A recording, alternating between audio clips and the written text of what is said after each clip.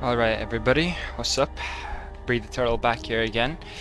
I got some pretty exciting news for every single player that's been waiting for Skyfall to drop or waiting to get tester and was unable to get either the required amount of invites in this Discord server, or they didn't understand how to actually get tester in the first place, or were just, I guess, negligent to buy the premium membership or just didn't have the money for it, you know? But guess what? You're not gonna have to do any of that.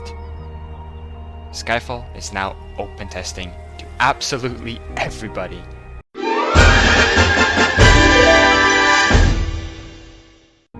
Let's get right to it.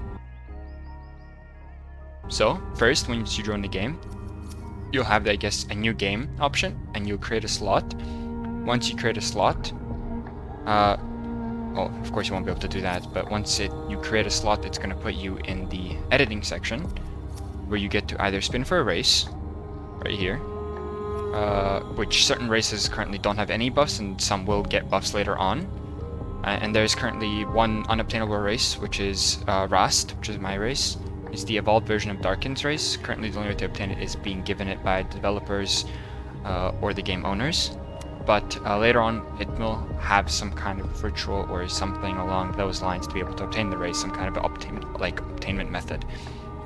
But that's all for later. All these races, I guess you can discover that for yourself. You might find it easier to just ask people on a Discord or roll for them yourself.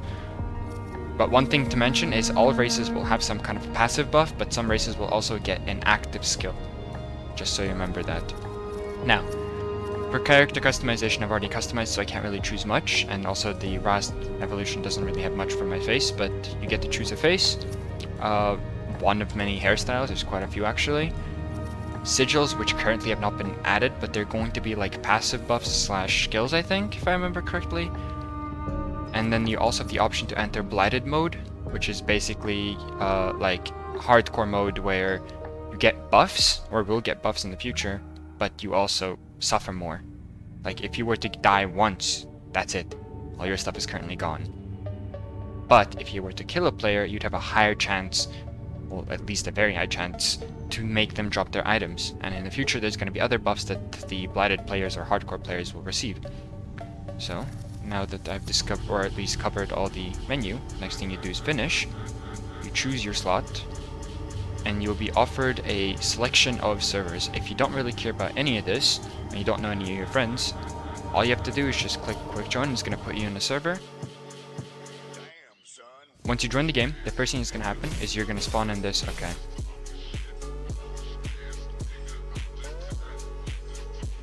You're going to spawn in this little, like, thing, whatever you want to call this ritual, and you're going to have, like a force field, custom force field, which you'll see. And once you move out of it, the first thing that I suggest doing is observing the map to understand what your surroundings look like, because it's going to be very important.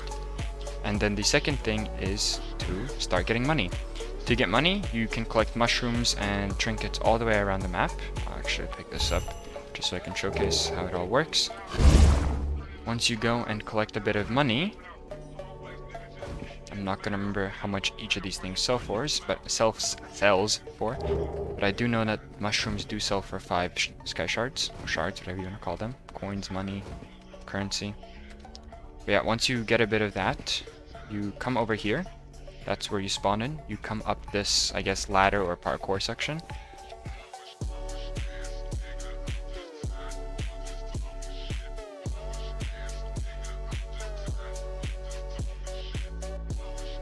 But once you climb up here, there's a chance of finding trinkets over there, all the way over there, everything. You can find that out for yourselves. But the most important part is this merchant. You come to him, you click on the thing you want to sell, you select, I guess, the max. This is always going to be the max, and you sell it. And once you do that, you're going to get Skyshards, which will show up down here. The item for it, I guess, the ID is bugged, which I guess should get fixed sometime soon. But once you do that, you'll have the money, which you'll then use to go buy either weapons or armor, which I'll showcase in a second. So now, moving on to step number 2, obtaining your first and berry weapon. Up here, right next to the merchant, we have the dual swords for 200 Skyshards. You will not be able to use this until you get enough mastery for the single sword, which I'll show later. Here's the great sword.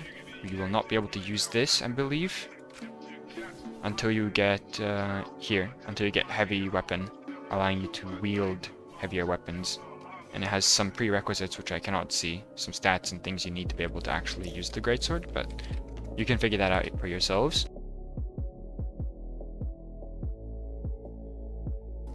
We have the yokai armor, which is the current single purchasable armor that just gives you a better visual look than the rags that you start off with, of course.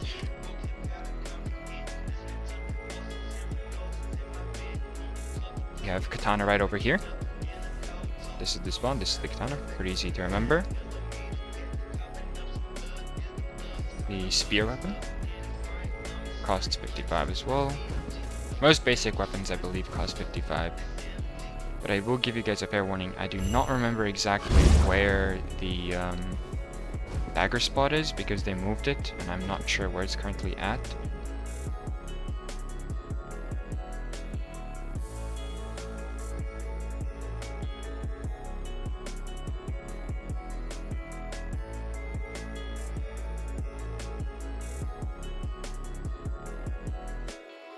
Which is right over here. This is the rapier, costs 100 Skyshards.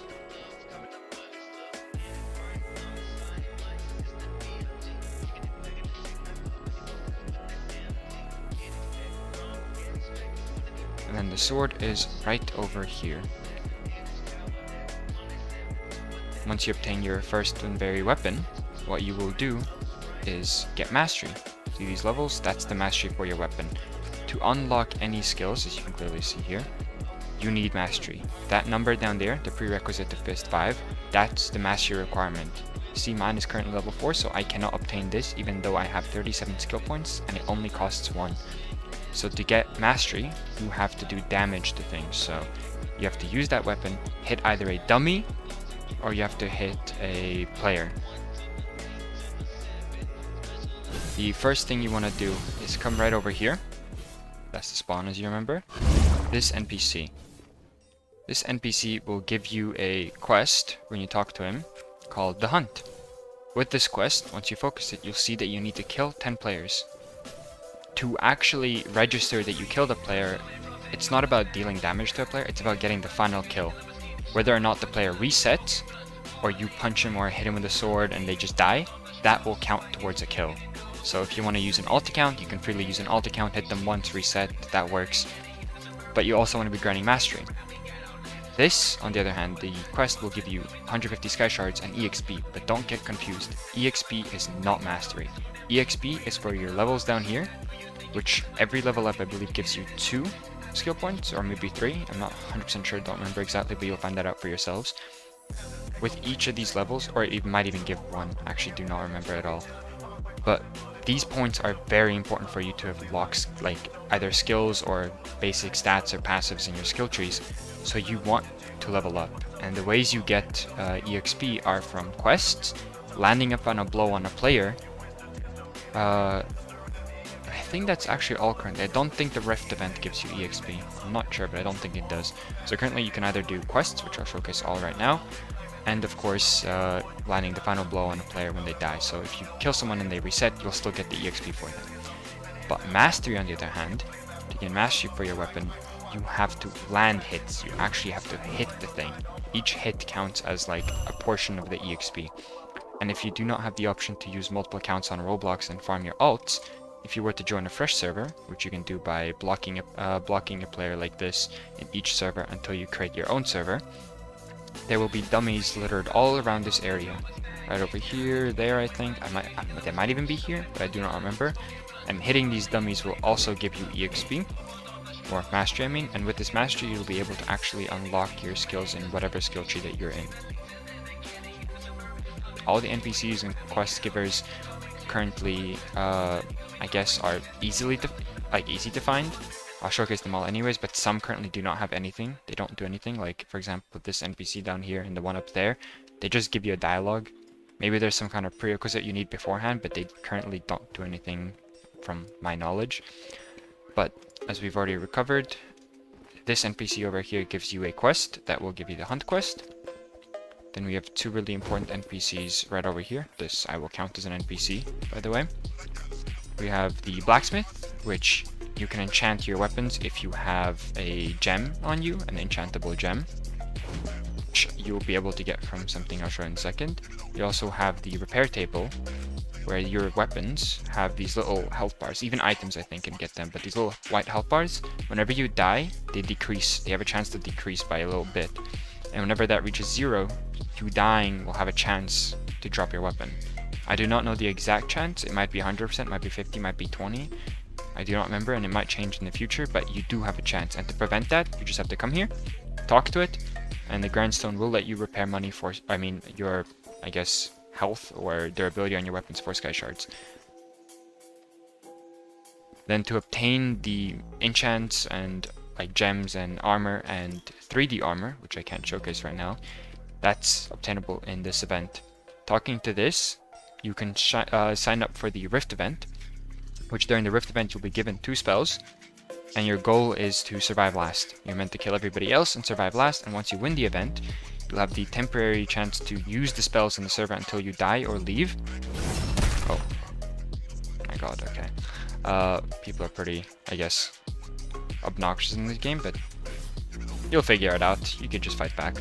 But once you complete the thing and win, you'll have the chance to use these 2 spells until you die or leave the server, so you can test them and I guess get kills of them to complete the hunt quest easier. But you also have a chance to get a couple drops, such as merit, which currently has no use, and you'll get 10 merit for winning. You have the knight armor, the wearable armor. You have the 3D helmet, the 3D scarf, the 3D chest piece, and the 3D pants. The 3D armor pieces give you extra health, which is very useful in combat. And then finally, I think there might be other pieces besides the knight armor. And finally, you have the chance, which I think is the rarest, to get a gem.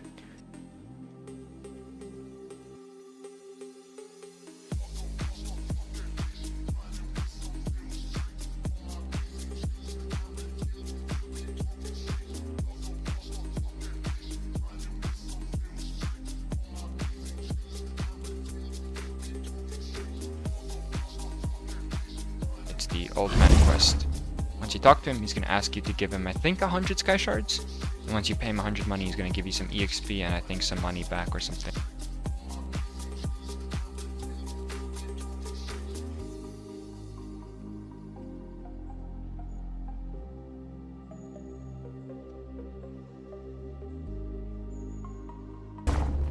When you hit level 15, it's a she. Whenever you hit level 15, once you talk to them, you'll be able to create a guild, which you can then invite people to your guild, as we clearly see some Wither Knights in the server, 2 of them. And by being in a guild, you guys hitting each other will only do 50% of the damage you would normally do. So if you are doing multiple people fights, it's ridiculously helpful to be in a guild.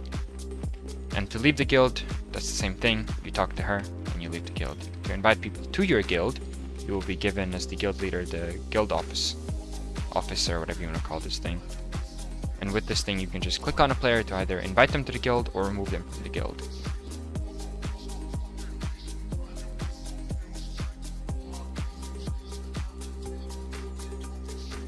This is the Imperia. Once you enter this place, it TPs you to a different server, such as the trading hub, you could assume.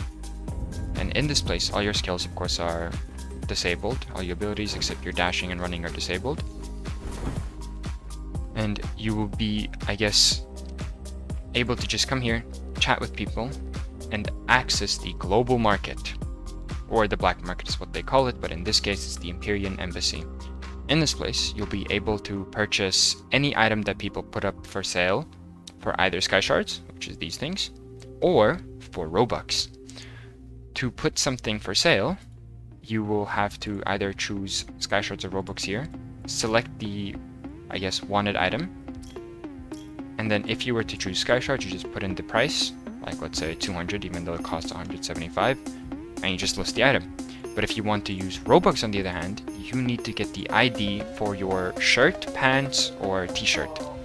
Once you have the ID for something that you've already put up as a Game Pass, not Game Pass, but as a purchasable thing on your account, you can put it up here and you can actually sell in-game items for Robux, which is crazy. And the same thing goes for buying them. if I, for example, wanted to get an enchant, and someone else had multiple enchants, they could put it up for sale for either Skyshards or Robux. Like here, I would click on buy for Robux. It would check with his shirt and with my money, and then boom, it would give me 30 seconds to buy. But since I don't have the money, of course, to buy the thing, I have to buy Robux. Boom. That's how you do it.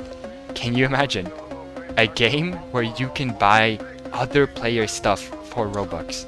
It's crazy. This project of theirs took forever, and this is where you see your purchases and sales. I'm so confident in this market and why I say that you should be buying or selling these things. Very simple. The developers themselves have confirmed the game is no longer gonna have any more data resets. I hope y'all are gonna stick around. I hope y'all enjoyed the video. Hopefully it actually and truly helped people out. And I guess that's me out. Peace, brothers.